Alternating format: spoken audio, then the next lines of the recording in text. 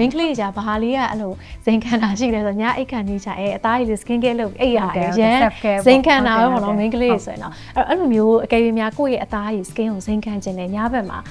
skin ဇိမ်ခံခြင်းနဲ့ဆိုလို့ရှိရင်ပေါ့နော် NNO oil နဲ့လောင်းလို့ blue treatment ပုံစံလေးလုပ်လို့ရတယ် အပြင်ကနေပြီးတော့မှပဲဘယ်လိုပြောရမလဲဒီနည်းနည်းတော့ကြားအကျန်းတော့ပဲဖြစ်တောင်းမလို့ရှိရင်စားတော့အမတော့သုံးလို့မရှိကြားချမ်းလေးပေါ့နော်အဲ့ကြားချမ်းလေးနဲ့ကိုယ့်ရဲ့မျက်နှာကို scrub ပေးပုံမှန်လေးလုပ်ပြီးလို့ရှိရင်မျက်နှာတက်ချလိုက်ပြီးတက်ပြီးသွားလို့ရှိရင်ဒီ NNO oil လေးနဲ့လိမ့်လိုက်တယ်ဆိုလို့ရှိရင်သူကဆိုးပြပြဖြစ်သွားတာပေါ့နော်ဘာလို့လဲဆိုတော့ scrub ကြီးကိုပဲလုပ်လိုက်တယ်ဆိုလို့ရှိရင်သူက deep cleansing တော့ဖြစ်သွားကောင်းဖြစ်သွားမယ်ဒါပေမဲ့ဒီမှာကိုကချွေးပေါက်တွေကကျဲသွားမယ်အဲ့ချွေးပေါက်တွေကျဲတဲ့ဥစ္စာနေရာမှာကိုကပြန်ပြီးတော့အပြန်ဖြည့်ဖို့လိုတယ်လေအဲ့တော့ဒီ NNO oil ထည့်ပေးရဆိုလို့ရှိရင်တော့ဒါဘယ်လိုပြောမလဲဆိုးပြပြလေးနဲ့နီးလို့အရန်ကောင်းတာပေါ့နော်နောက်တစ်ခုကိုကဘာနဲ့ဆက်ပြီးတော့လုပ်လို့ရတယ်ဆိုတော့ကိုက scrub တိုက်တယ်တိုက်ပြီးလို့ရှိရင်ရေခဲဝတ်ကလေးနဲ့လေမျက်နှာလေးကိုတန့်စင်လိုက်ပေါ့နော်အဲ့လိုတန့်စင်ပြီးတော့မှလိမ့်နေဆိုလို့ရှိရင်တော့ပို့ပြီးတော့စိမ့်ခံလို့ကောင်းပါပေါ့နော်